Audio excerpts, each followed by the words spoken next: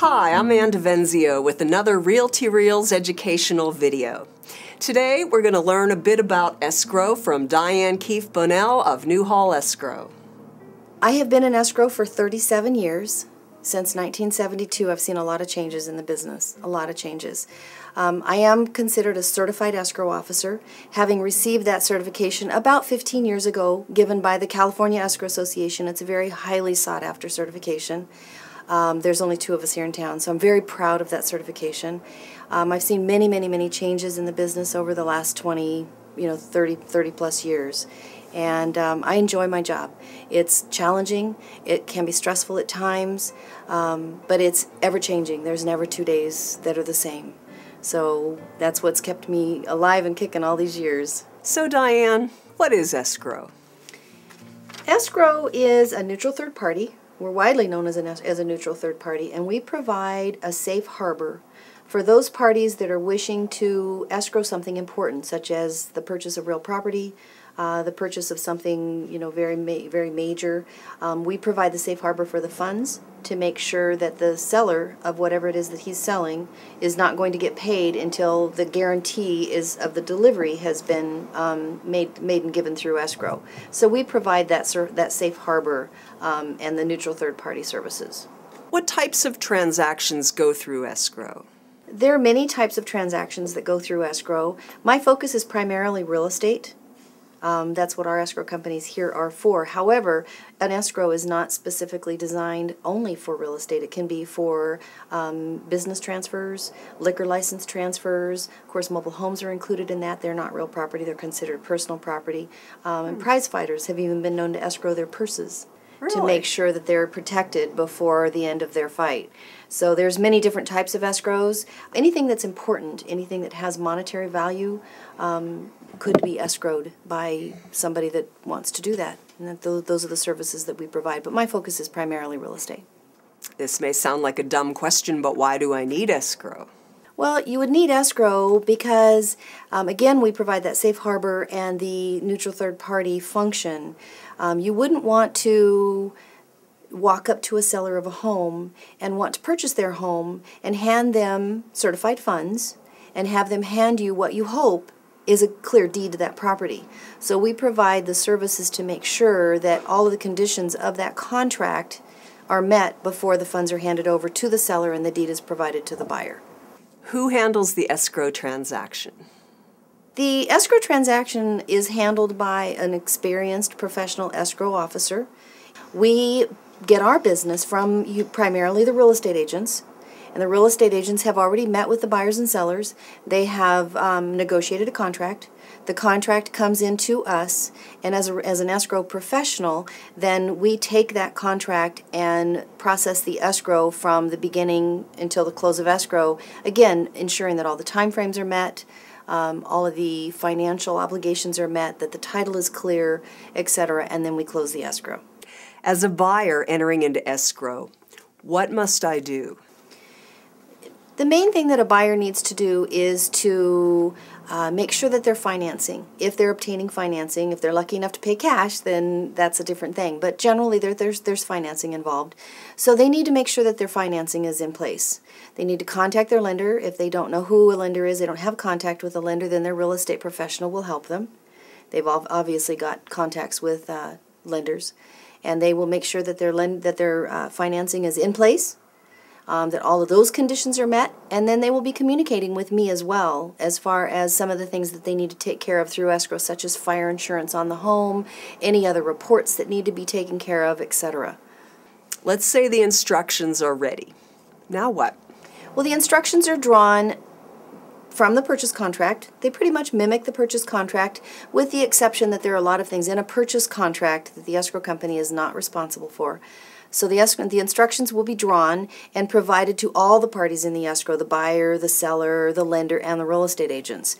It is the responsibility of the parties to read those instructions, not just assume that they are correct, that they do match the terms of the agreement that they have met and negotiated prior to that.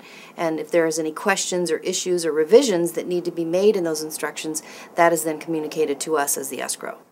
Can I get legal advice from the escrow officer? We wear many hats. Unfortunately, or fortunately, as the case may be, legal advice is not one of them. If a question comes up during the time of an escrow that involves legal advice, we will very gently refer them to their either tax CPA or their legal counsel for further advice. We are not allowed to give legal advice. We may know the answers sometimes, but we're not allowed to go there.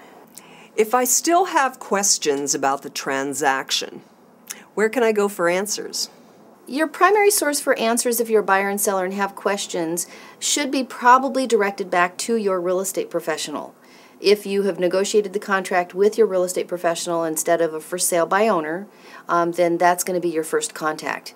If for some reason you have not chosen to use the services of a real estate agent, then it depends on the question. It could be a tax question, we would refer you back again to your CPA. If it's a legal question, back to your legal counsel. If it's an escrow-related question, we'll do our best to help. So what happens at the closing? Well, the closing occurs when, again, based on the contract, the terms in that contract, when all of the terms in that contract have been met. The financing is in place and ready to go. All of the required reports are in and reviewed and approved by all necessary parties. The financing, the final funds from the buyer have come in. In other words, all the conditions have been met. We at that time communicate with the title company, giving them instructions to record the deed. The day of closing, it's an in-house thing. There's no round table here in California like there is in some other outside states. So the buyer and seller are not necessarily, they're not required here the day of closing. The closing will occur at the county recorder's office with instructions from the title company and the escrow officer. And the deed, all the documents are recorded. We get notified that the documents have been recorded. We then balance our file and provide the settlement statements and everything and disperse all of the funds accordingly. What fees must I pay at the closing? The fees are dictated generally by the area in the state that the escrow is being conducted. Each party will be responsible to pay for their own fees. The fees are not posted necessarily, but the fees generally are split pretty much equally between the buyer and seller with some variance in the title company fees, etc. The escrow fee is paid partly by the buyer and partly by the seller, and it is dependent on the sales price. The higher the sales price, the higher the escrow fee because of the liability. As a seller entering into escrow, what do I do? The seller would be responsible to communicate with the escrow officer and provide such things as their information on their existing mortgage.